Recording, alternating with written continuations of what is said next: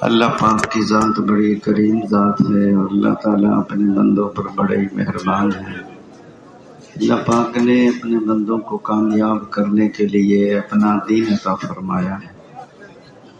دین کے بغیر تو کامیابی نہیں ملتی اور دین بغیر محنت کے نہیں آتا۔ دین ہے تو سب کچھ ہے، دین نہیں تو کچھ بھی نہیں۔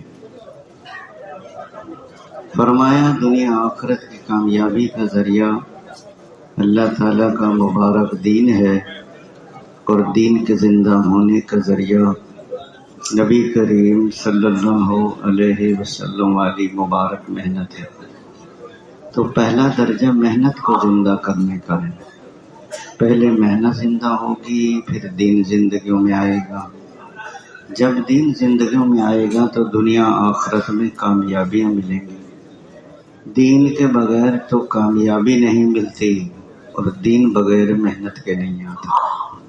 اور محنت حضور صلی اللہ علیہ وسلم کے طریقے پر، محنت میں بھی حضور صلی اللہ علیہ وسلم کا طریقہ زندہ ہو جائے اور ہر شعبے میں حضرت محمد صلی اللہ علیہ وسلم کے طریقے چالو ہو جائیں۔ کامیابی کا ذریعہ دنیا کی پھیلی ہوئی شکلیں نہیں ہیں بلکہ آپ صلی اللہ علیہ وسلم والے اعمال ہیں۔ کامیابی نظر آتی ہے شکلوں میں اور کامیابی ہے عملوں میں، نظر آتی ہے باہر اور کامیابی ہے انسان کے اندر، نظر آتی ہے دور اور کامیابی ہے قریب۔ جب آدمی کامیابی کو باہر دیکھتا ہے اور دور دیکھتا ہے تو اللہ تعالیٰ اس کو قریب ہی سے ناکام کر دیتے ہیں کہ اللہ تعالیٰ تو شارک سے بھی زیادہ قریب ہے۔ اس لیے فرمایا حضور صلی اللہ علیہ وسلم والی محنت میں دعوت ہے، تعلیم و تعلم ہے، ذکر و عبادت ہے، حضور والے اخلاق ہیں، ہجرت ہے، نصرت ہے، مشورہ ہے کہ آپ صلی اللہ علیہ وسلم۔ جو آدمی ان عملوں پہ زیادہ محنت کرتا ہے وہ زیادہ بنتا ہے، جو کم محنت کرتا ہے وہ کم بنتا ہے۔ بعض کہتے ہیں ہمارا میٹر چل رہا ہے، یہ جو میٹر چلاتے ہیں دعوت نہیں دیتے، ان کا میٹر گھر جا کے بند ہو جاتا ہے۔ دیکھو کلاس میں ایک ہی کلاس ہے اور پڑھانے والے بھی ایک ہی استاد ہے، لیکن ہر آدمی کی اپنی محنت، اپنی کوشش، اپنی اس کی پر اللہ تعالیٰ اس کو دیتے ہیں۔ حضور صلی اللہ علیہ وسلم والی محنت میں آپ صلی اللہ علیہ وسلم والی فکر بھی ہو، درد و غم بھی۔ یہ جو درد و غم ہے اس کام کی روح ہے۔ فرمایا درد و غم ہوگا تو یہ تبلیغ کا کام طبیعتوں پہ بوجھ نہیں ہوگا، اور اگر درد و غم نہیں ہے تو یہ تبلیغ کے تقاضے طبیعتوں پر بوجھ بن جائیں گے۔ فرمایا درد و غم کیسے پیدا ہوگا؟ فرمایا جب قوت عمل بڑھے گی تو قوت فکر بھی بڑھے گی۔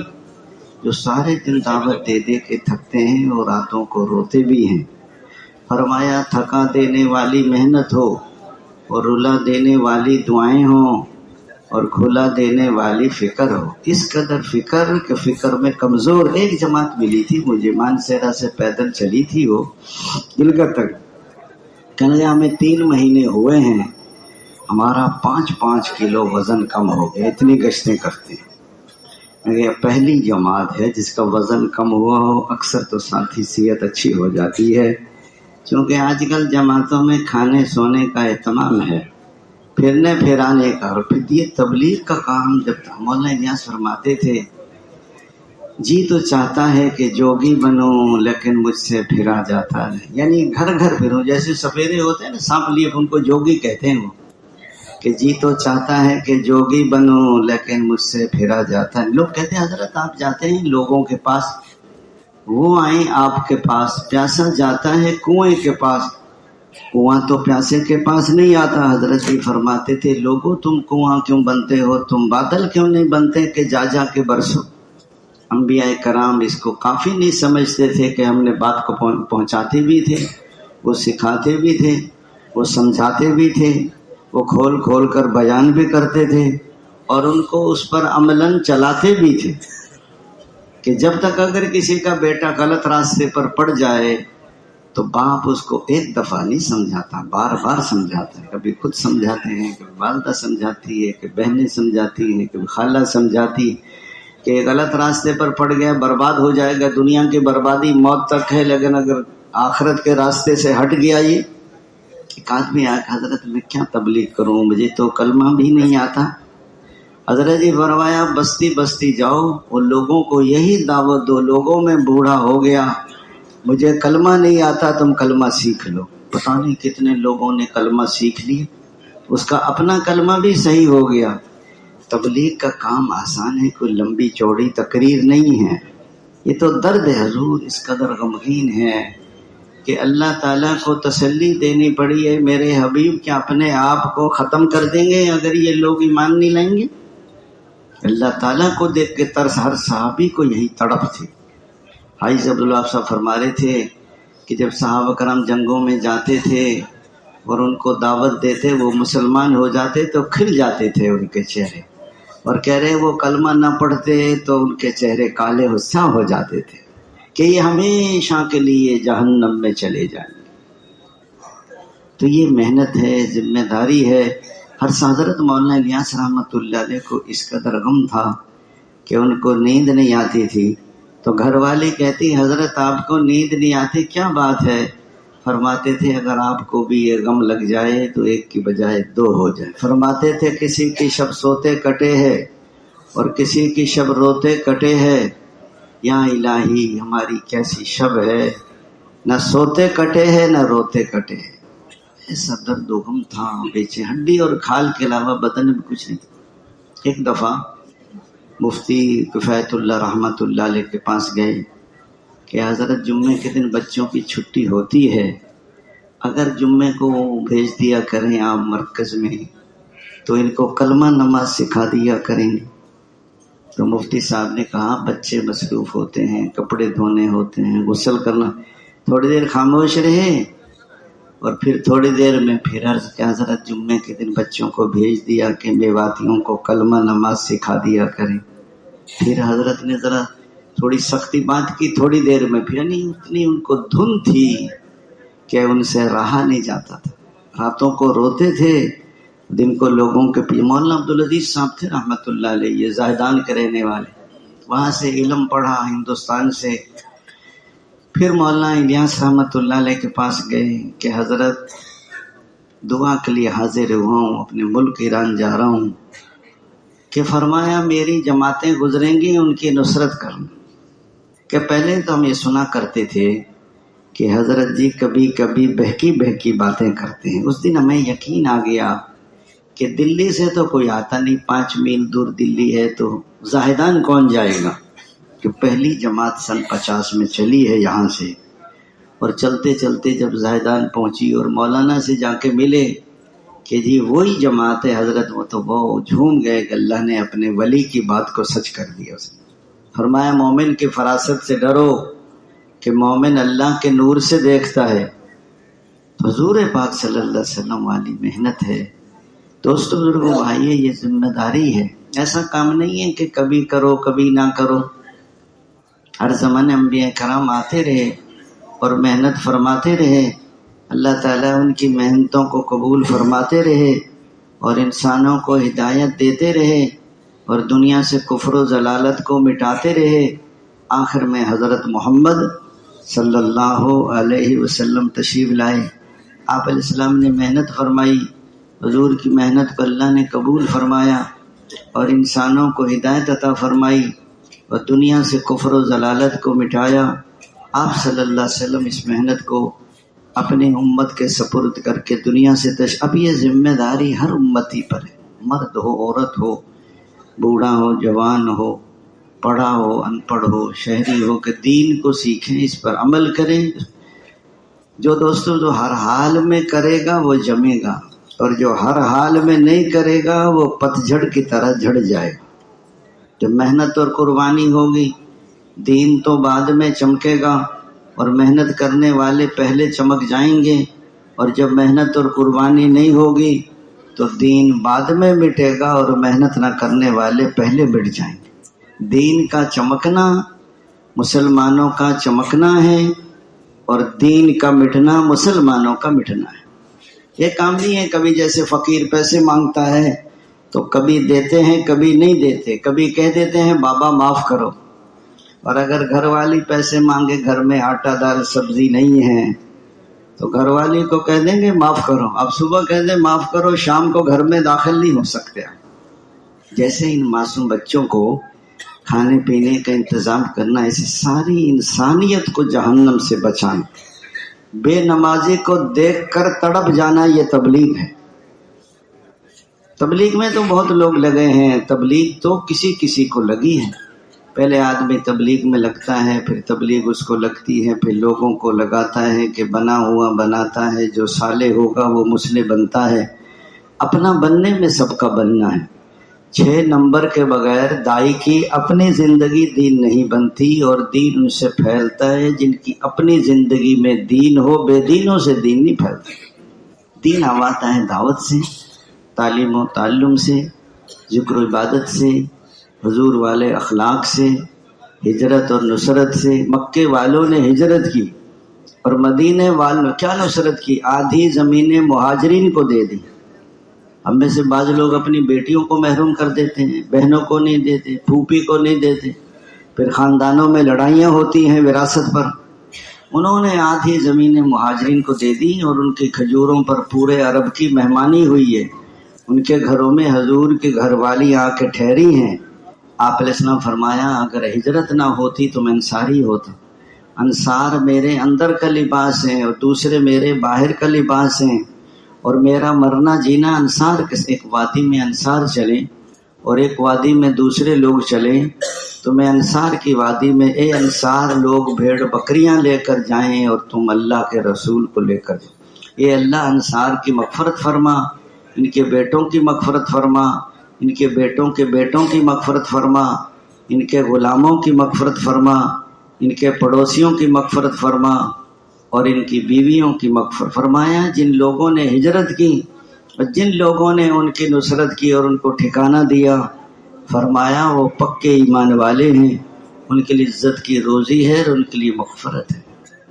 حضور نے، صحابہ نے کہا یا رسول اللہ، حضور نے فرمایا اگر زندگی ہے تو آخرت کی ہے، اور اللہ نے ہجرت نصرت کرنے والوں کی مغفرت فرما۔ صحابہ نے کہا یا رسول اللہ، ہم نے آپ کے ہاتھ پہ بیعت کی ہے، جب تک زندہ رہیں گے دین کے لیے محنت کوشش اور جہاد کرتے ہی رہیں۔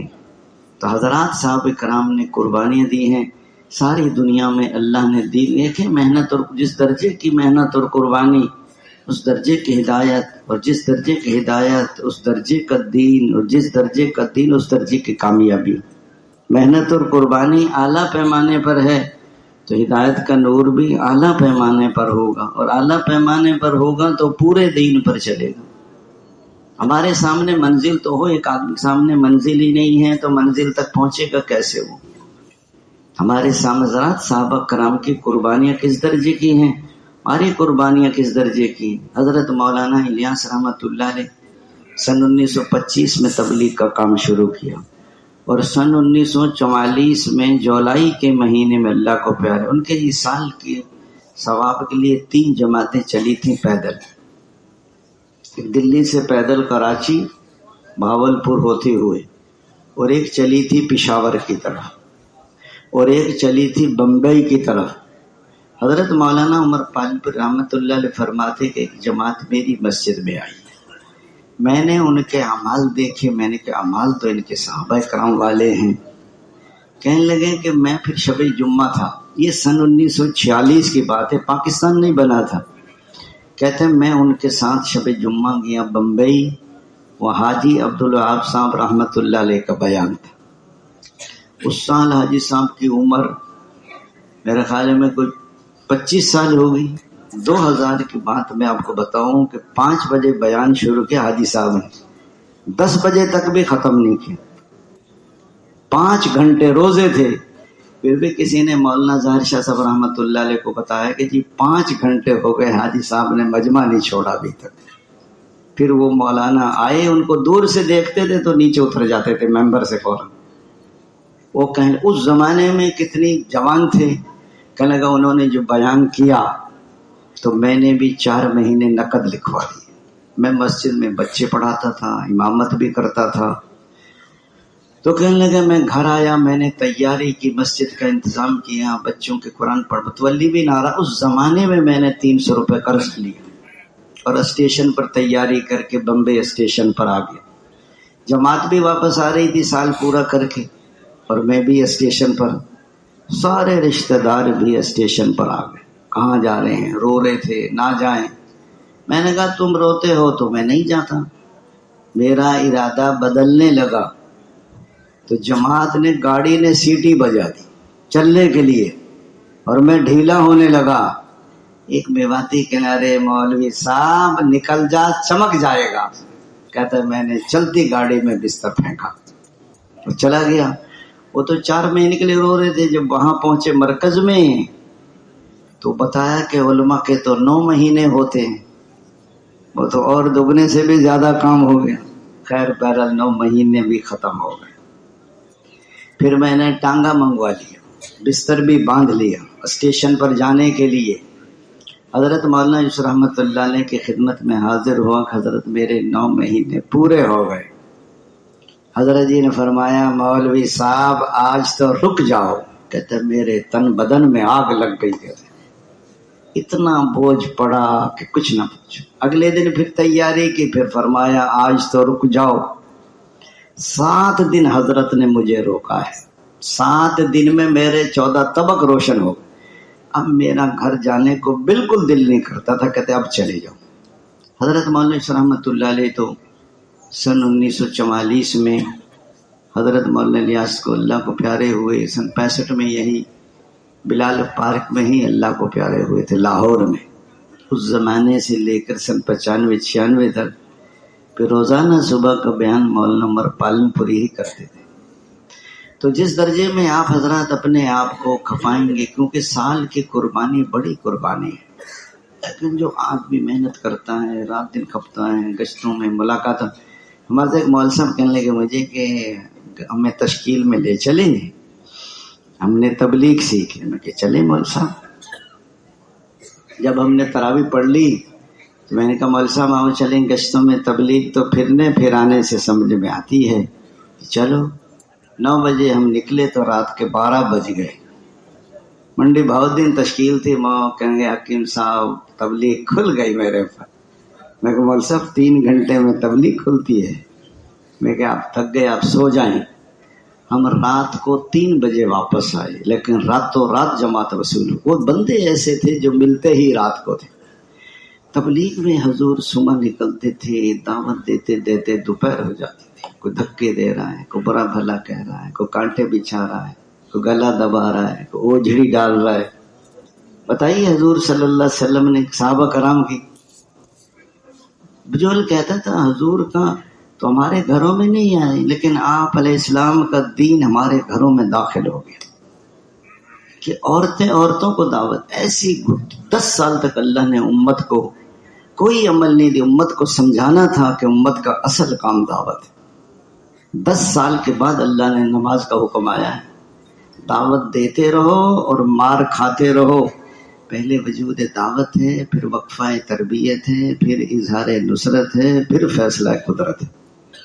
یہ جو آپ حضرات کا پڑھنے پڑھانے کا زمانہ ہے 10-12 سال کا، یہ وقفہ تربیت کا زمانہ ہے، اور یہ جو سال ہے یہ تبلیغ کے وقفہ تربیت کا۔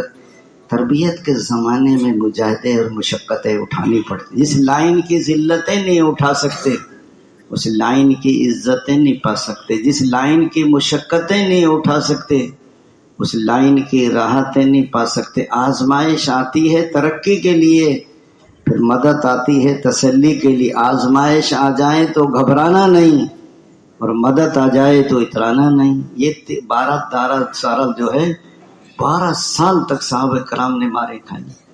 آسان نہیں، انگاروں پہ لٹایا ہے لیکن دعوت نہیں چھوڑی، اور پاؤں میں رسی ڈال کے کھینچا ہے لیکن دعوت نہیں چھوڑی۔ سینے پر چٹانیں رکھی ہیں، تڑپ تڑپ کے روح پرواز ہو گئی لیکن دعوت نہیں چھوڑی۔ ایک نوجوان کراچی کا مجھے ملا، کہنے لگا میں نے کالج پڑھتا تھا، میں نے سیروزے میں کیا، والد میرے بہت خلاف تھے تبلیغ کے، ان کو جو پتہ چلا تو نے مجھے بہت مارا۔ پھر مجھے روزانہ مارتے تھے تو میری والدہ کہتی تھی کیوں مارتے ہو، کوئی برا کام ہے تبلیغ کا جو مارتے آپ اس کو؟ کہتا پھر باہر لے جا کے مارتے تھے مجھے۔ اچھا میں جب مسجد جاتا تھا تو میرے چہرے پر کپڑا ڈال کے لے کے جاتے تھے کہ تو نے تبلیغ والوں کو دیکھنا بھی نہیں، اتنے خلاف تھے تبلیغ، ہے وکیل تو کہتا میرے چہرے پر کہہ رہے مجھے سنت لباس نہیں پہننے دیتے تھے، پینٹ شرٹ پہن۔ اچھا گھر میں تو میں پینٹ شرٹ پہنتا تھا تو میں نے کرتا شلوار پگڑی مسجد میں رکھی ہوئی تھی، ابا جان عدالت چلے جاتے میں وہ پینٹ شرٹ مسجد میں رکھ دیتا تھا، کرتا شلوار پگڑی باندھ کے کالج جاتا تھا۔ کبھی کبھی ابا جان کالج بھی آ جاتے تھے دیکھنے کے لیے تو لڑکے مجھے بتاتے تھے کہ ابا جی کالج داخل، تو ایک پینٹ شرٹ میں نے وہاں چھپائی ہوئی تھی، جب دیکھ لیتے نا تو میں باہر جلدی سے غسل خانے میں جا کے نا پینٹ پھنسا لیتا تھا، وہ دیکھ لیتے نا سنت لباس پہنا ہوا ہے تو بہت مارتے تھے۔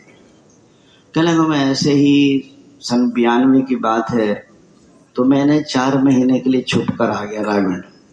65 دن گزرے تھے کہ پیچھے سے ابا جان بھی آ گئی پکڑنے کے لیے۔ میں نے کہا ابا جان اگر آمنا سامنا ہو گیا تو چھوڑیں گے نہیں، بہت سخت ہے۔ میں یہ ریلوے لائن کی پھاٹک والی مسجد میں جا کے چھپ گیا میں بحث، کیونکہ وکیل تو ایسی بحث بہت کرتے ہیں، بزرگوں سے لڑتے رہے بحث کرتے رہے، میں ان کو نہ ملا۔ ایک دن اللہ کی شان اختلاط کے مقیم کو ساتھ لے کر مجھے سوتے کو پکڑ لیا وہاں جا کر اور کراچی لے گئے۔ راستے میں ابا جان نے بہت پھل کھلائے، میں نے سمجھا شاید ان کو تبلیغ سمجھ آ گئی، یہ جو رائے میں رہے 4-5 دن، مجھے گھر چھوڑا، پھر بازار سے چمڑے کے کوڑے خرید کے لائے اور پھر اتنا مارا کہ بدن سے خون نکلنے لگا، پھر بھی بس نہیں کی۔ پھر کہتے ہیں پھر موٹر سائیکل کے پیچھے میرے ہاتھ باندھ دی، خود موٹر سائیکل چلا رہے ہیں اور میں پیچھے پیچھے دوڑ لگا رہا ہوں۔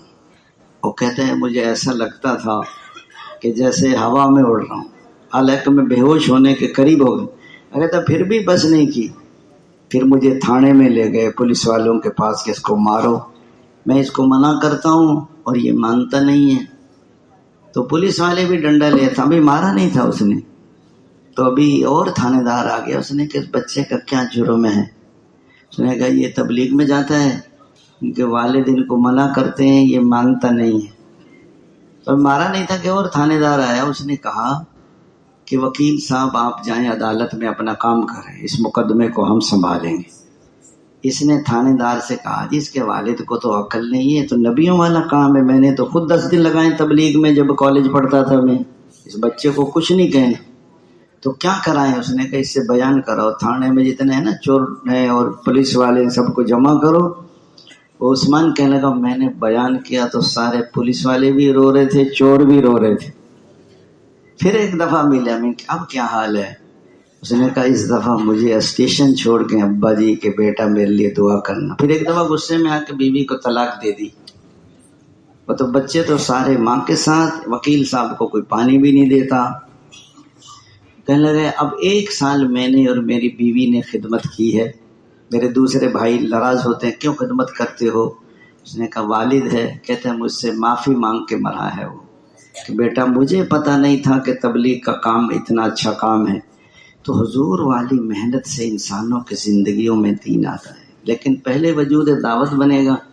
وقفہ تربیت کے زمانے میں مجاہدے اور مشقتیں اٹھانی پڑتی ہیں، اس لیے یہ جو مدرسے میں پڑھتے ہیں تو ضرب و یضرب کی رٹ تو لگانی پڑتی ہے، استادوں کے ڈنڈے بھی پڑتے ہیں، کان بھی پکڑواتے ہیں، وہ تو بعد میں لوگ کہتے ہیں نا تشریف لائیے، وہ تو بعد میں ہوتا ہے، لیکن یہ جو آدمی ہر آدمی سرما تو بننا چاہتا ہے لیکن رگڑا کھانا نہیں چاہتا۔ جیسے آپ حضرات مدرسوں میں جم گئے تو آپ عالم بن گئے، اگر مدرسے سے بھاگ جاتے تو کبھی عالم نہ بنتے۔ اب یہ زمانہ یہ جو ہے دیکھو، یہ جو ڈاکٹر بنتے ہیں نا تو ان کے بڑے ڈاکٹر کہتے ہیں یہ پیشاب اٹھاؤ، یہ پاخانہ اٹھاؤ، اس کو ٹیسٹ کرو، کہ جی ہمیں تو بدبو آتی، ہم تو نہیں کر سکتے یہ کام۔ اس نے کہا بیٹا تم ڈاکٹر نہیں بن سکتے۔ ہر لائن کو آدمی کو 13 سال تک صحابہ کرام نے قربان، پھر اللہ تعالیٰ نے بدر میں کیا کیا کہ 1000 فرشتے بھیج رہا ہوں، 5000 3000 بھیج رہا ہوں۔ تو دوستو جو مار رہے تھے وہ مر رہے تھے۔ تو پہلے زمانے میں لوگوں نے مجاہدے کیے ہیں، مشقتیں اٹھائی ہیں۔ اب تو اللہ تعالیٰ نے فضا بنا دی جگہ جگہ، اب تو لوگ کہتے ہیں برتن نہیں کھولنے، اور امیر صاحب کہتے ہیں اپنا پکانا ہے، تو ساری جماعت ایک امیر صاحب ان کا دل نہ دکھائیں، ان کو کھانا پتہ نہیں اپنا دل دکھے گا یا مقامی لوگوں کا دل دکھے گا۔ اچھا کھانے کا جذبہ اور پیسے بچانے کا جذبہ اچھا نہیں ہے۔ آج کل تو خدمت والے قبول کر لیتے ہیں، امیر کو بھی نہیں پوچھتے، امیر صاحب گئے بھی مدد آ گئی، بتاؤ، ایسے تو سارا ہندوستان اسلام میں داخل ہو گیا۔ تو دوستو بزرگوں بھائیو، اگر بعض اس لیے فرمایا یہ محنت ہے، اس لیے اسی وجہ سے اللہ تعالیٰ اس امت کو بہترین امت فرما رہے، تم بہترین امت ہو، لوگوں کے نفع رسانے کے لیے تمہیں نکالا ہے، تم اچھائی کا حکم کرتے ہو، برائی سے منع کرتے ہو۔ اللہ پر اس آیت کی تفسیر میں مسلمانوں، اللہ تعالیٰ نے تمہیں تمام امتوں میں بہترین امت قرار دیا ہے، اور اس کے علم ازلی میں پہلے ہی سے مقدر ہو چکا تھا، جس کی خبر بعض انبیاء سابقین کو دے دی گئی تھی۔ جس طرح حضرت محمد صلی اللہ علیہ وسلم سارے نبیوں سے افضل ہوں گے، آپ صلی اللہ علیہ وسلم کی امت بھی جملہ امم و اقوام سے سبقت اس لیے ہوگا کہ ان کو اکرم و اشرف پیغمبر نصیب ہوگا، ادوم و اکمل شریعت ملے گی، علوم و معارف کے دروازے ان پر کھول دیے جائیں گے۔ ان کی محنت اور قربانی سے ایمان، عمل و تقوی کی تمام شاخیں سرسبز و شاداب ہوں گی۔ یہ امت کسی قوم و نسب و ملک و اقلیم میں میسور نہ ہوگی۔ اس امت کا دائرہ عمل دنیا کے تمام شعبوں کو محیط ہوگا، اور جہاں تک ہو سکے یہ ساری انسانیت کی خیر خواہی کریں، اور جہاں تک ہو سکے ان کو جنت کے دروازے پر لا کھڑا کر دیں۔ فرمایا اخرجت للناس میں اسی طرف اشارہ، امت اخرجت للناس، اسی وجہ سے فرمایا بہترین شخص وہ ہے جو خود اللہ کا ہو رہے، اسی کی پسندیدہ روش پر چلے اور اسی کی طرف لوگوں کو بلائیں، اس کا قول و فعل لوگوں کو اللہ کی طرف بلانے میں مؤثر ہو، اور وہ ہر قسم کے فرقہ وارانہ نسبتوں سے یکسو ہو کر اللہ کی طرف منادی کرے، اس کا تغرا امتیاز مذہب اسلام ہو، اور جس کی دعوت دے اس پر خود بھی عامل ہو۔ اسی کے لیے حضرات صحابہ کرام نے اور حضور صلی اللہ علیہ وسلم نے اپنی عمریں صرف کی ہیں، تو حضور صلی اللہ علیہ وسلم نے محنت کی ہے، صحابہ نے قربانیاں دی ہیں، اس لیے فرمایا ہمارے سامنے منزل ہوگی تو منزل تک پہنچنا آسان ہو۔ اب دیکھو نا، اگر کسی کا والد ملک کا صدر ہے، اور اگر بیٹا کہہ دے آئیے صدر صاحب، ابا جان ناراض ہوں گے یا راضی ہوں گے؟ بتاؤ کیوں ہوں گے؟ صدر ہونا کوئی چھوٹی بات ہے؟ اگر بیٹا کہہ دے آئیے صدر صاحب، کیوں ناراض ہوں گے؟ صدر ہونا چھوٹا درجہ ہے، اور ابا جان ہونا بڑا درجہ ہے۔ حضرت فاطمہ رضی اللہ کیا کہتی تھی؟ اللہ کے رسول، کیا کہتی تھی؟ اللہ کا رسول ہونا بڑا درجہ ہے، اور ابا جان ہونا چھوٹا درجہ ہے۔ یہ حضور کا امتی ہونا یہ بہت بڑا درجہ ہے۔ ہمیں پتہ نہیں ہے اللہ نے اس امت کو کتنی چوٹیوں پر پہنچایا ہے، لیکن دوستوں حضرت داؤد اللہ نے وہی ہے، داؤد آپ کے بعد قریب ایک نبی آنے والا ہے جس کا نام احمد اور محمد ہوگا، وہ سچے اور سردار ہوں گے، ان کی ساری لغزشیں کرنے سے پہلے ہی معاف کر دی ہیں، وہ مجھے کبھی ناراض نہیں کریں گے اور میں ان سے کبھی ناراض نہیں ہوں گا، اور ان کی امت میری رحمت سے نوازی، ان کی امت کو میں نے وہ نوافل دیے ہیں جو پہلے نبیوں کو دیے تھے، اور ان کی امت پر وہ چیزیں میں نے فرض کی ہیں جو پہلے نبیوں پہ فرض کی تھی۔ ان کی امت اس حال میں میرے پاس آئے گی کہ ان کے چہروں پر نبیوں جیسا نور ہوگا۔ حضور صلی اللہ علیہ وسلم کو میں نے تمام نبیوں پر، اور آپ صلی اللہ علیہ وسلم کی امت کو میں نے تمام امتوں پر فضیلت دی۔ تو جب باہر ملکوں میں جاؤ گے نا، پھر آپ حضرات کو پتہ چلے گا کہ دنیا میں کیا حال۔ ایک دفعہ ہم سفر میں تھے سوئٹزرلینڈ میں، تو ہمیں پتہ چلا کہ مسجد ہے فلاں جگہ، جب گئے تو مسجد مرزائیوں کی مسجد تھی۔ پھر خیر ہم اور اسلامک سینٹر میں چلے گئے، ہم نے پوچھا کہ مسلمان کہاں ملیں گے؟ اس نے کہا یا تو اڈے پر ملیں گے، کالے بالوں والے مسلمان ہیں اور گورے بالوں والے انگریز ہیں۔ پھر اڈے سے ہمیں اور کہاں ملیں گے؟ کہتے اور شراب خانے میں ہوں گے، شراب پی کر بے ہوش پڑے ہوں گے۔ تو کوئی اڈے پہ مل گئے، کوئی شراب خانے سے لے آئے ان کو، تو وہاں سے ان کو پھر سائڈ 7 کمرے تھے وہاں، ان میں لٹایا۔ صبح جب ان کی آنکھ کھولی تو وہ تو حیران ہو گئے، ہم کہاں گئے تھے؟ اور کہاں ہم آئے ہوئے ہیں. پھر ایسے 7 آدمی ہم نے وصول کیے تھے 4 مہینے کے لیے. بیوی بھی ان کی گوری تھی لیکن اتنی فرما بردار اور اتنی پردے کی پابند. جب وہ 4 مہینے آنے لگا تو وہ کہنے لگے میں بھی ساتھ ہی جاؤں گی پاکستان میں, سوئٹزرلینڈ میں نہیں رہتی, یہ گندا ملک ہے. ہم نے کہ حضرت مولانا انعام الحسن صاحب اس وقت حیات تھے, میں کہ وہاں اجازت لے لو چلی جائیں, ہمیں تو اعتراض نہیں ہے. لیکن اطلاع آئی کہ یہ نہیں جا سکتی تو روتی تھی بیچاری وہ. پھر وہ شام گئی دمشق اپنے سسرال میں. اب ہمیں پتہ چلا کہ سوئٹزرلینڈ سے اس وقت زمانے میں 7 بندے آئے تھے 4 مہینے کے لیے. تو ایسے سارے پہلے زمانے میں لندن سے پیدل بیت اللہ اور فرانس سے پیدل بیت اللہ, یعنی اس زمانے میں فرانس میں 125 مسجدیں بن چکی تھیں. حالانکہ کسی زمانے میں شاہ فیصل نے کہا تھا کہ ہمیں پیرس میں مسجد بنانے دو. اس کا تم بیت اللہ کے سامنے گرجا بنانے دو گے تو ہمیں تمہیں پیرس میں مسجد بنانے دیں گے. آج 5000 مسجدیں ہیں فرانس میں اور 9 مسلم ہیں. 1500 مسجدیں جو ہیں وہاں انگلینڈ میں, پتہ نہیں کتنے دارالعلوم ہیں. جب محنت اور قربانی ہوتی ہے تو پھر اللہ تعالیٰ امت کا کام ہی یہ ہے. اس لیے فرمایا, ہم ایک دفعہ یہاں ترکی گئے تو جب ہم گئے نا اس شہر میں گئے جہاں تک ابراہیم علیہ السلام کو آگ میں ڈالا تھا, اس شہر کا نام ہے عرفہ. تو ساتھی مجھے کہنے لگے, میں ذمہ دار تھا کہ ہم نے مشورہ دینا ہے. میں کہ میں نے مشورہ لینا ہی نہیں, تم نے کیوں دینا ہے مشورہ؟ میں کہ میں تو مشورہ نہیں لے رہا تم سے. کہ نہیں دینا ہے. مجھے پتا تھا کیا مشورہ دیں گے. میں کہ بھائی میں نے نہیں لینا. کہتے ہیں سمجھ کہ چلو 2 مشورہ. کہتے ہیں ہم نے وہاں جانا ہے جہاں حضرت ابراہیم السلام کو آگ میں ڈالا تھا. میں کہا تم نے دیکھ لیا, وہ ٹبا بھی دیکھ لیا, منجنیک بھی دیکھ لی, وہ چشمہ بھی, تو ویزا تو ہمارے پاس ہے نہیں. اس نے چیک کر لیا ویزا نہیں تو وہ پاکستان پہنچا دیں گے. میں کہ ویزا ہوتا تو چلو چلیے بھی آخر میں دیکھ لیں گے جب کام کر لیں گے. تو میں کہ بھائی جس کا جی چاہے چلا جائے, ہم تو جاتے نہیں, پکڑا جائے تو سیدھا پاکستان جائے, ہمارا نام نہیں لے. انہوں نے کہا ہماری تشکیل, پھر ہم نے یہ جو شام کے قریب ہے نا 500 گاؤں عربوں کے ہیں, وہ عربی بھی جانتے تھے, ترکی بھی جانتے تھے, ہم عربی میں بیان کرتے تھے, وہ کہ علماء اپنی زبان وہ عربی بھی جانتے تھے. پھر آخر میں جب ختم ہونے والا تھا نا وقت, تو کسی نے شکایت کر دی نا کہ بھی جماعت آئی ہوئی ہے, تو وہ ہمیں وہاں لے گئے اپنا فوجیوں کے پاس. پھر وہ ہمیں ایک اور پولیس والوں کے پاس لے گئے. پولیس والے کہنے لگے ان کا تو ویزا موجود ہے, تم فکر نہ کرو. میں کہ ان کو تو اللہ نے اندھا کر دیا, ویزا تو تھا نہیں ان کو. وہ 3 مہینے ویزا نظر آتا تھا. جب آئے نا ہم یہاں بارڈر پہ آئے تو انہوں نے کہا, ایران والوں نے, کہ تمہارا 2 بندوں کا ویزا غلط ہے اور 5 بندوں کا ویزا صحیح ہے. میں کہ ہم نے دیا ہے کہ تم نے دیا؟ کیوں غلط ویزا دیا ہے تم نے, ہمارا قصور ہے. ایک خورشید صاحب تھے امیر باول نگر کے, اور ایک ہمارے اور تھے مولوی صاحب ہمارے ساتھ تھے.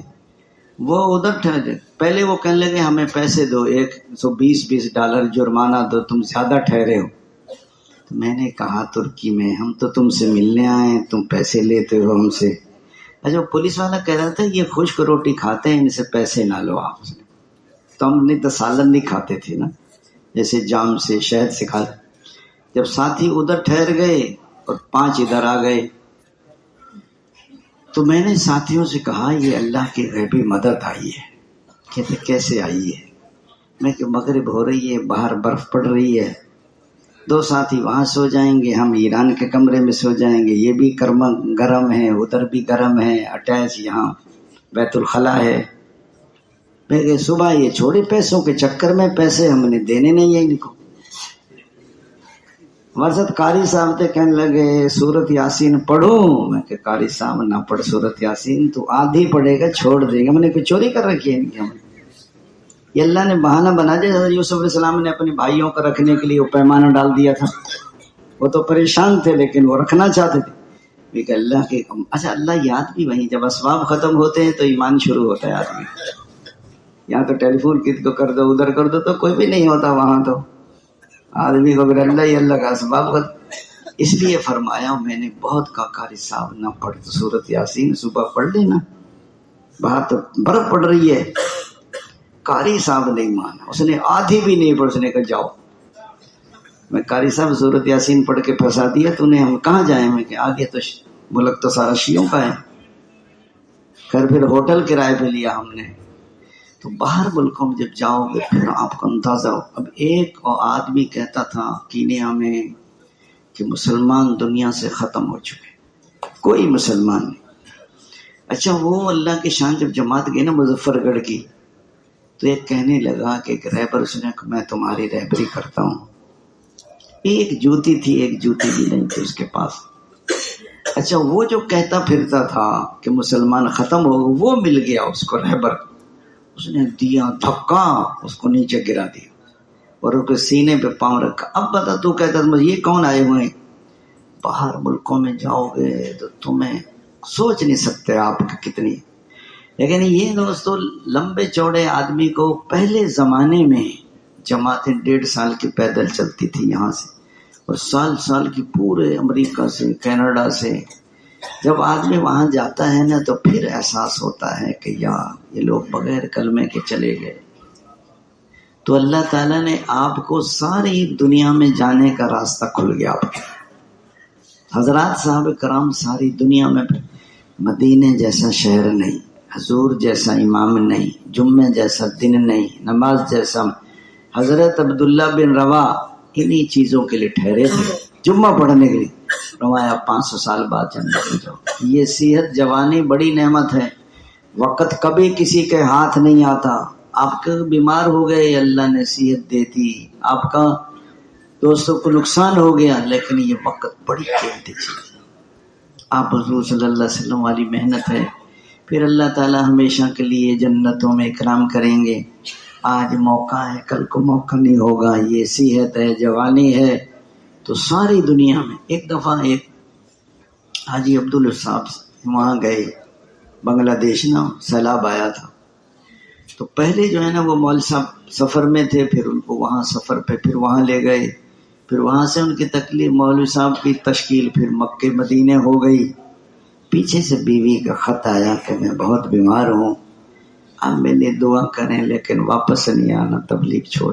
پھر اور خط آیا کہ اور طبیعت خراب ہو گئی لیکن تبلیغ چھوڑ کے نہیں آنا. پھر اور خراب ہو گئی, پھر کہنے لگے میں اب اللہ کے پاس جا رہی ہوں لیکن تبلیغ چھوڑ کے نہ آنا. اس نے تو لوگوں نے ایسی قربانیاں ہیں کہ اللہ تعالیٰ اس زمانے میں اللہ نے یہ محنت چالو کر دی, شکر بھی کرے. اور آپ نے دیکھا ہو جو خوب رات دن محنت کرتے ہیں, گشتے ہیں, ملاقاتیں, ان کو تو سال کا پتہ بھی نہیں چلتا کہاں گیا سال.